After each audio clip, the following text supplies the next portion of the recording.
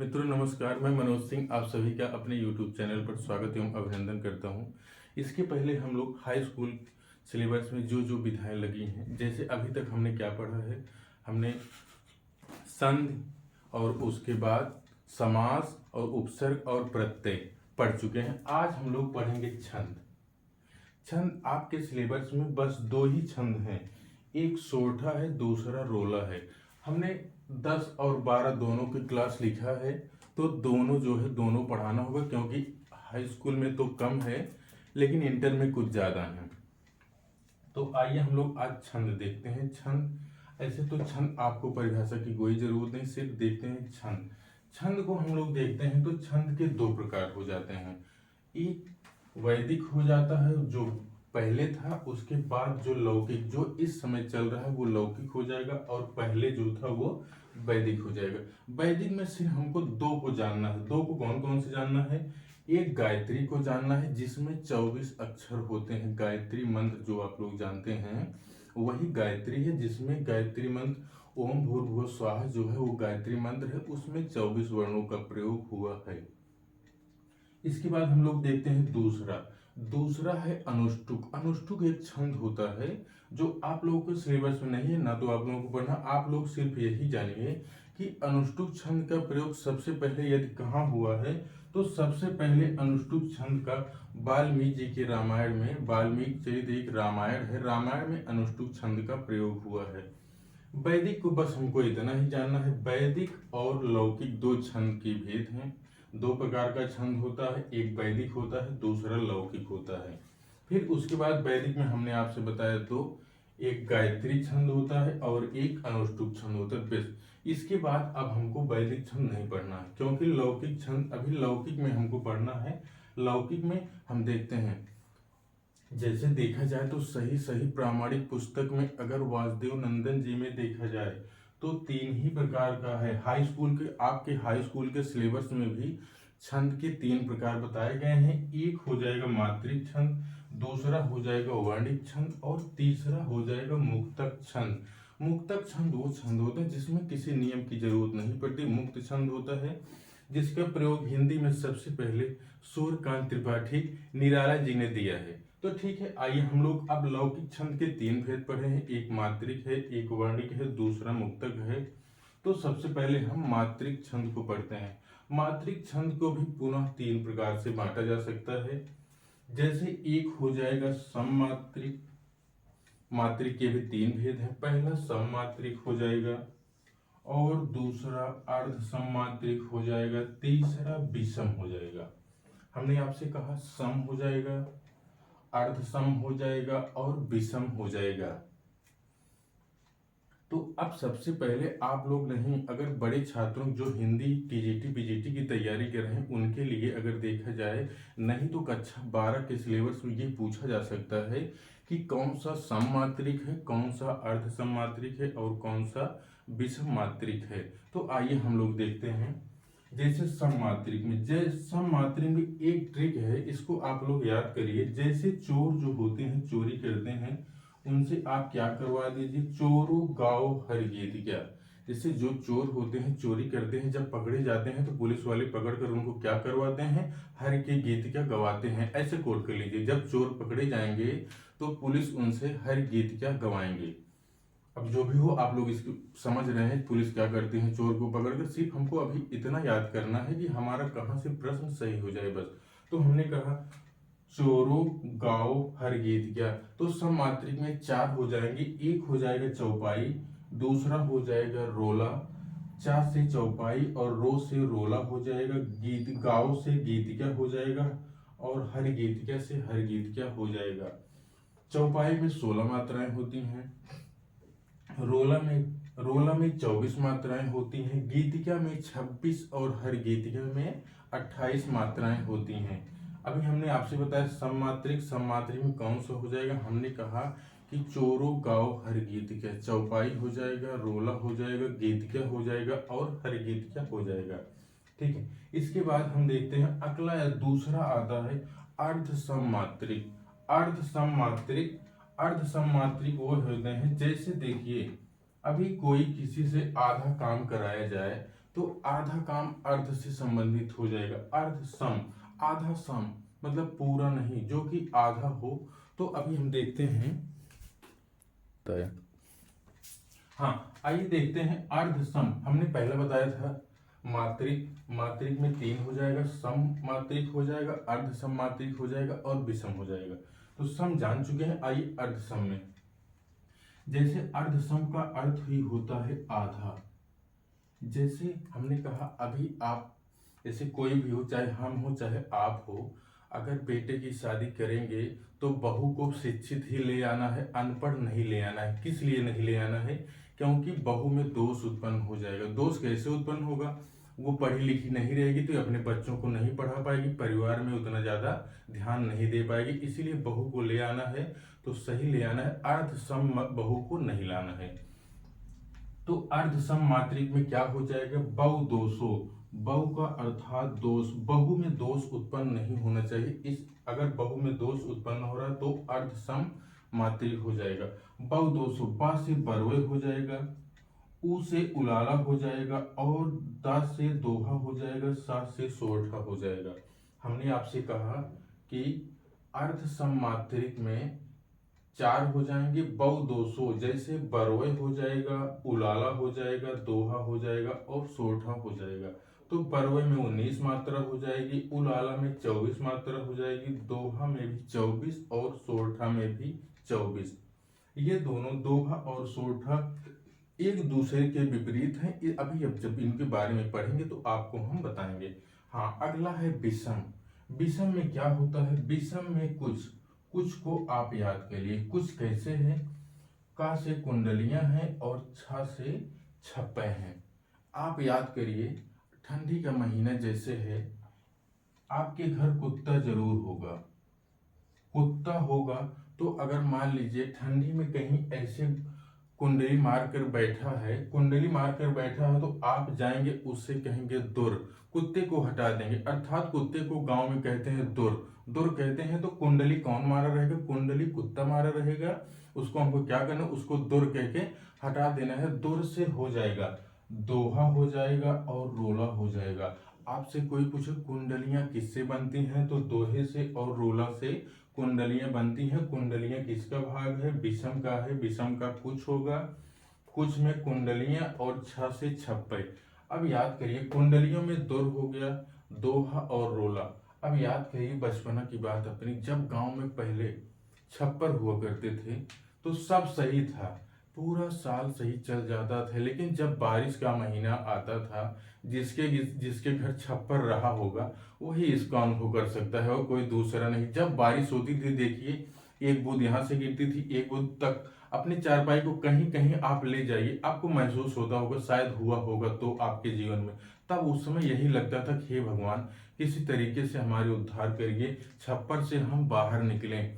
तो वहाँ अर्थात रोने का, हर आदमी जिसके पास छप्पर था वो बारिश में जरूर रोता था।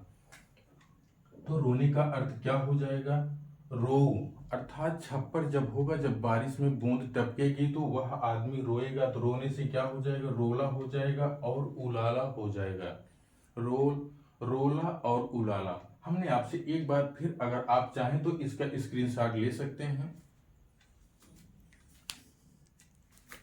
हाँ, स्क्रीनशॉट ले लीजिए, ये आपके लिए बहुत फायदेमंद है, क्योंकि इसको बड़े बच्चे भी पढ़ सकते हैं, छोटे बच्चे भी पढ़ सकते हैं, कोई भी पढ़ सकता है। एक बार ले लीजिए।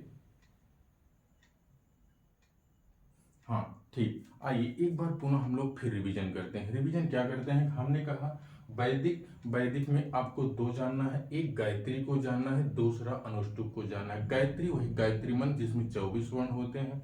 अनुष्टुप क्या है? अनुष्टुप रामायण की शुरुआत अनुष्टुप छंद, अनुष्टुप छंद में रामायण लिखा गया है। उसके बाद हम देखते हैं लौकिक। लौकिक में 3 है, मात्रिक है, वर्णिक है, मुक्तक है। तो हमने आपसे बताया मात्रिक के भी 3 भेद हो जाएंगे, सम मात्रिक हो जाएगा, अर्ध सम मात्रिक हो जाएगा और विषम हो जाएगा। तो देखते हैं सम मात्रिक में हमने कहा चोरू गाओ हर गीत क्या, अर्थात चौपाई, रोला, गीत क्या और हर गीत क्या हो जाएगा। उसके बाद देखते हैं अर्ध सम मात्रिक में बरवे हो जाएगा, उलाला हो जाएगा, दोहा हो जाएगा और सोरठा हो जाएगा। इसके बाद पुनः हम लोग देखते हैं विषम में। विषम में हमने कहा कुछ, कुछ अब देखिए कुंडलियां हो जाएगा। कुंडलियां में हमने कहा कुंडली में अगर कुत्ता कुंडली मार कर बैठा है उसको आपको दौड़ करके भगाना है तो वहां से दोहा हो जाएगा और रोला हो जाएगा। फिर हमने दूसरा बताया छप्पे।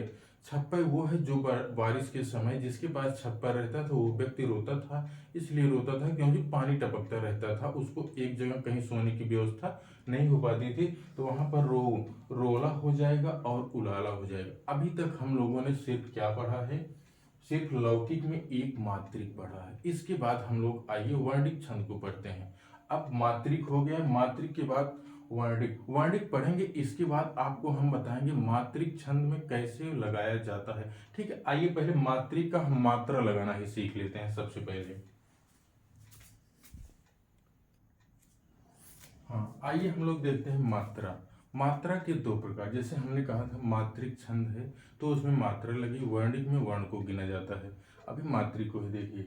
मात्रिक में हमने बताया था मात्राएं कितने प्रकार की होती हैं। मात्राएं दो प्रकार की होती हैं, एक मात्रा लघु होती है और एक मात्रा दीर्घ होती है। लघु मात्रा को हम इस तरीके से लगाते हैं, एक पाई कर देते हैं, ये लघु मात्रा का निशान होता है। और ये दीर्घ या गुरु जिसे कहते हैं वो यश की तरह का होता है। तो आपको सबसे पहले यही जानना है कौन सी मात्रा कैसे लगाना है। ह्रस्व आ, ई, उ, री और चंद्र बिंदु। चंद्र बिंदु हमेशा जो है ये ऊपर वाले जो है लघु मात्रा ऐसे एक निशान होगा, इस तरह का प्रतीक होगा। अगला हम लोग देखते हैं दीर्घ या गुरु मात्रा। दीर्घ आ हो जाएगा, दीर्घ ई, दीर्घ उ, ए, ऐ, ओ, औ, अं, आ। अगर ये मिलते हैं आपको तो आपको दीर्घ करना है। इसके पहले दो तीन नियम और देख लीजिए। हमने कहा जैसे संयुक्ताक्षर वर्ण वाले अक्षर से पहले का दीर्घ हो जाता है, जैसे संयुक्ताक्षर के पहले वाला वर्ण चाहे वह ह्रस्व मात्रा हो चाहे दीर्घ हो वो दीर्घ हो जाता है। जैसे हमने कहा एक शब्द आया है नित्य, ना पे छोटी ई की मात्रा है लेकिन फिर भी यहाँ संयुक्ताक्षर है, इसके पहले का हमने कहा था संयुक्ताक्षर के पहले का वर्ण दीर्घ हो जाता है। तो ये जो है ना पे छोटी ई की मात्रा लगा है किंतु ये दीर्घ हो जाएगा, ये दीर्घ हो जाएगा। उसके बाद यह जो है ये ह्रस्व हो जाएगा तो एक मात्रा लग जाएगी। दीर्घ का यश की तरह होता है और लघु का एक पाई के रूप में मात्रा होती है। पहला नियम हमने बताया, हमने कहा संयुक्ताक्षर के पहले वाला वर्ण हमेशा दीर्घ हो जाता है चाहे मात्रा छोटी हो या बड़ी हो। ठीक, अगला है दूसरा है हलंत के पहले वाला वर्ण भी दीर्घ हो जाता है। जैसे हमने कहा राजन, राजन ना में हलंत लगा है तो रा और जा, जा जबकि ह्रस्व देखने में लग रहा है लेकिन इसका नियम है हलंत के पहले वाला वर्ण दीर्घ हो जाता है, इसीलिए राजन में ये जो है दीर्घ हो जाएगा। हाँ, उसके बाद देखते हैं अगला, यदि संयुक्ताक्षर बीच में हो तो पहले वाला वर्ण दीर्घ हो जाता है। जैसे प्रश्न, यहाँ पर संयुक्ताक्षर देखिए बीच में है तो इसके पहले वाला वर्ण भी दीर्घ हो जाएगा। जैसे धर्म, इसमें भी ये पहले वाला वर्ण दीर्घ हो जाएगा। इसी तरीके से सत्य है, सत्य भी पहला वर्ण दीर्घ हो जाएगा और यह ह्रस्व है हो जाएगा। तो एक बार फिर से सुनिए, हमने आपसे बताया मात्राओं के दो प्रकार होते हैं। आंख बंद करके रिवीजन करके दो तीन बार क्लास को देखेंगे तो ये दोबारा आपको पढ़ने की जरूरत नहीं होगी। हमने आपसे बताया मात्राओं के दो प्रकार होते हैं। मात्रिक छंद में मात्राओं का प्रयोग होता है, वर्णिक छंदों में वर्ण को गिना जाता है। अभी इसके बाद वर्ण को देखते हैं। हमने कहा मात्रिक, मात्रिक में दो हो जाएगा, एक लघु हो जाएगा और दीर्घ हो जाएगा। हमने आपसे लघु और दीर्घ बता दिया है। उसके बाद हमने तीन नियम बताया है, तीन नियम भी संयुक्त आप देख लिए हैं। अगर आप लोग चाहें तो एक बार इसका स्क्रीनशॉट लीजिए, नहीं तो हम वर्णिक छंद को एक बार देखते हैं, एक बार ले लीजिए। हाँ ठीक है, आइए अब हम लोग वर्णिक छंद को देखते हैं कि वर्णिक छंद की मात्राएं कैसे लगती हैं। अभी हमने मात्रिक देख लिया है, अभी किसी के उदाहरण नहीं देख रहे हैं। अभी आप सिर्फ समझिए कि कैसे हमको लगाना है, मात्राएं कैसे लगानी है। अब देखते हैं वर्णिक छंद। वर्णिक छंद का एक सूत्र होता है, इसी तरीके से आपको मात्रा लगाना याद आ जाएगा। जैसे हमने कहा या माता राजभान सलगा, इसी से आपका पूरा नियम आ जाएगा। जैसे अभी मान लीजिए आपको नहीं पता है तो आज आपको समझ में आ जाएगा कि मात्राएं लगती कैसे हैं। एक एक हम नाम लिखेंगे, उसके बाद उससे मिलता शब्द लिखेंगे और उसकी मात्रा लिखेंगे। तो देखिए, या से हो गया यगण, यगण, इससे मिलता शब्द आप एक कोड के लिए जानते रहिए, इससे समझ में आ जाएगा कि कौन सा वर्ड बनेगा, उसके बाद आपको उसकी मात्रा समझ में आ जाएगी। यगण से हमने कहा बना लीजिए शब्द यशोदा। तो यशोदा में आप देखिए यहाँ ह्रस्व है, ऐसे हो जाएगा, यहाँ दोनों दीर्घ है तो दीर्घ मात्रा हो जाएगी यगण। उसके बाद हमने कहा मगण। अब देखिए यहाँ पर या हो गया, मा हो गया। अब आपको याद कैसे करना है, जैसे देखिए यहाँ या माता हो गया, या माता हो गया, इसका मतलब है कि या दीर्घ होगा, मा पे मात्रा होगी और ता पे भी मात्रा होगी। तो इसी तरीके से यशोदा में, यगन में देखिए यशोदा में ह्रस्व है, बाकी का दोनों दीर्घ है। इसी से आपको सब कुछ पता चल जाएगा। क्या हमने कहा यगन, उसके बाद देखिए अब हमने कहा मगन। तो मगन क्या कह रहा है, मगन कह रहा है कि पहला दीर्घ होना चाहिए, दूसरा भी दीर्घ होना चाहिए और तीसरा भी दीर्घ होना चाहिए। तो मगन से हमने शब्द बनाया माता जी। हमने कौन सा शब्द बनाया, हमने माता जी बताया, तो तीनों दीर्घ हो जाएंगे। तो इस तरीके से हो जाएगा। उसके बाद या मा हो गया, फिर उसके बाद ता आया। ता से हमने कहा आप बना लीजिए तगण। तगण से क्या हो जाएगा, तगड़ से तालाब हो जाएगा। अब यहाँ देखिए मात्रा कैसे, यहाँ ता हो गया, ये भी दीर्घ है, ये भी दीर्घ है, यहाँ ह्रस्व है, ये दीर्घ, ये दीर्घ, यहाँ ह्रस्वता, तालाब हो जाएगा, तालाब में दीर्घ हो जाएगा और अंत में ह्रस्व हो जाएगा। अभी ता तक हो गया है। अब ये देखिए रा, तगड़ के बाद आता है रगण। रगण क्या हो जाएगा, रगण में क्या हो जाएगा, रगण कह रहा है एक शब्द दीर्घ होना चाहिए और बाद वाला वर्ण ह्रस्व होना चाहिए, बाद वाला वर्ण फिर से दीर्घ होना चाहिए। तो हम रगण में कर देंगे राम जी। राम जी की मात्रा इस तरीके से लग जाएगी। अब उसके बाद रा तक हो गया। अब देखिए जगण, जगण को हम देखते हैं जगण। जगण से मिलता जुलता, जगण में क्या होना चाहिए, जा ह्रस्व होना चाहिए, उसके बाद बीच वाला वर्ण दीर्घ होना चाहिए, बाद वाला वर्ण भी ह्रस्व होना चाहिए। तो जगण से आपका बन जाएगा जवान। तो जवान की मात्रा कैसे लगेगी, ऐसे लग जाएगी जवान। अब जा तक हो गया। अब यहाँ भा पर आइए, यहाँ शब्द हो गया भगण। भगण, भगण में क्या कहता है, भगण भी दीर्घ होना चाहिए, इसके बाद के दोनों वर्ण ह्रस्व होना चाहिए। तो भगण से आप बना लीजिए भारत। भारत बना लेंगे। भारत मात्रा कैसे होगी, एक दीर्घ हो जाएगी, उसके बाद दोनों मात्राएं लघु हो जाएंगी। अभी भारत हो गया। उसके बाद फिर देखते हैं ना से नगर हो जाएगा। अब नगर क्या कह रहा है, नगर कह रहा है नगर भी ह्रस्व होना चाहिए, ना भी और गा भी और रा भी, तीनों ह्रस्व होना चाहिए। इससे अर्थ क्या निकलेगा, नगर का हम कर लेते हैं नगर। नगर की मात्रा कैसे लगेगी, ऐसे ऐसे ह्रस्व हो जाएगा। नगर ह्रस्व है तो ह्रस्व मात्रा लग जाएगी। फिर उसके बाद आता है सगण। हमने कहा सगण। अब देखते हैं सगण भी ह्रस्व है, उसके बाद अंतिम वर्ण इसका दीर्घ हो जाएगा। सगण से हमने एक शब्द बनाया है सलमा। सलमा की मात्रा कैसे लगेगी, ह्रस्व ह्रस्व और दीर्घ।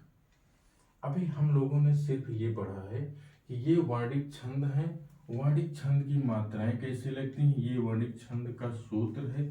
अगर आपको यही याद है या माता राजभान सलगा, तो आप यगण मगण तगण रगण जगण भगण नगण सगण का एक दूसरे से कोट करके इनकी मात्राएं पूछ सकते हैं। हो सकता है हाई स्कूल के सिलेबस में नहीं है, लेकिन इंटर के सिलेबस में है। अभी अगर दे दिया कि यशोदा में कौन सी मात्रा होगी, तो आपको बताना है एक पहले ह्रस्व हो जाएगा, उसके बाद दोनों मात्राएं दीर्घ हो जाएंगी। फिर इसके बाद माता जी पूछता है तो माता जी में तीनों मात्राएं दीर्घ हो जाएंगी। आप एक बार इसका स्क्रीनशॉट ले लीजिए, उसके बाद फिर देखते हैं आगे।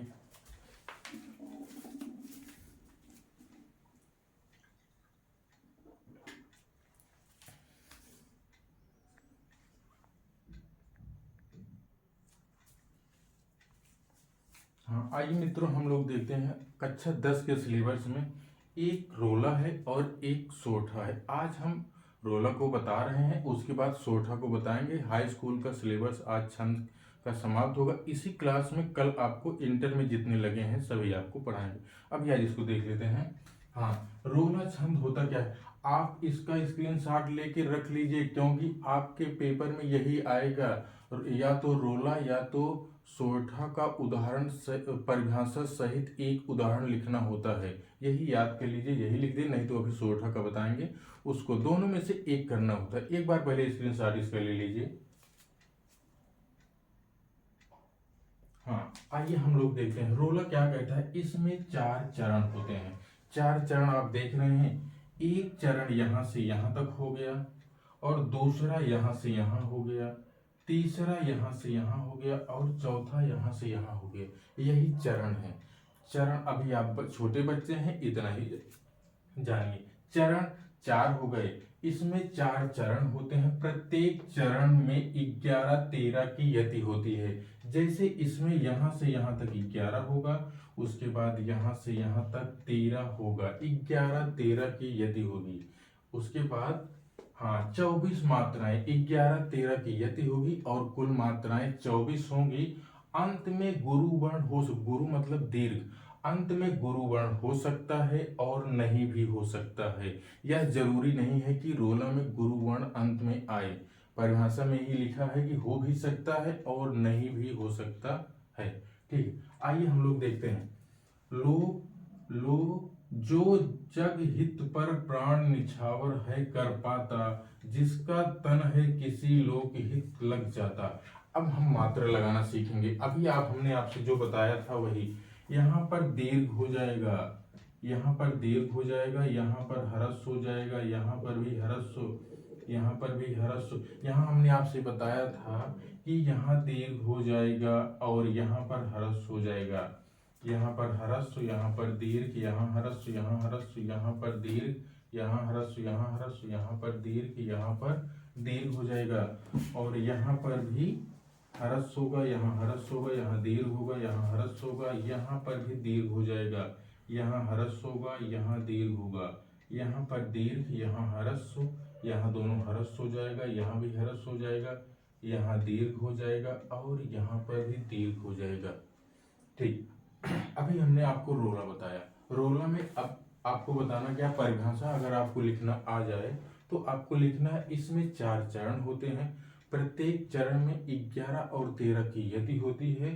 कुल मात्राएं 24 होती हैं। अंत में गुरु वर्ण हो सकता है और नहीं भी हो सकता है। यही उदाहरण लिख लीजिए। आपको हो सकता है यही उदाहरण लिखने के लिए आ जाए। लिखना होगा आपको, परिभाषा सहित उदाहरण लिखना होगा। आपकी कॉपी में, आपकी पुस्तक में उदाहरण यही है। ठीक है, इसके बाद हम लोग दूसरा देखते हैं। दूसरा कक्षा 10 में 2 ही छंद हैं, एक रोला है, दूसरा सोरठा है। तो आइए हम लोग देखते हैं। दूसरा है सोरठा।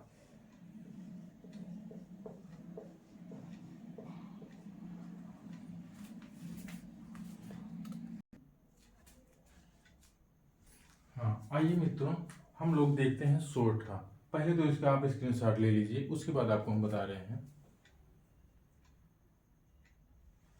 हाँ, सोरठा, दोही का उल्टा सोरठा होता है। सोरठा जो है इसी सोरठे से, अर्थात रामचरितमानस में सोरठा इसी से शुरुआत होती है। ये भी आप लिख सकते हैं, इसी सोरठे से रामचरितमानस की शुरुआत होती है, लिख सकते हैं। अब ये दोहे का, इसको भी लिख सकते हैं परिभाषा में, ये दोहे का विपरीत होता है।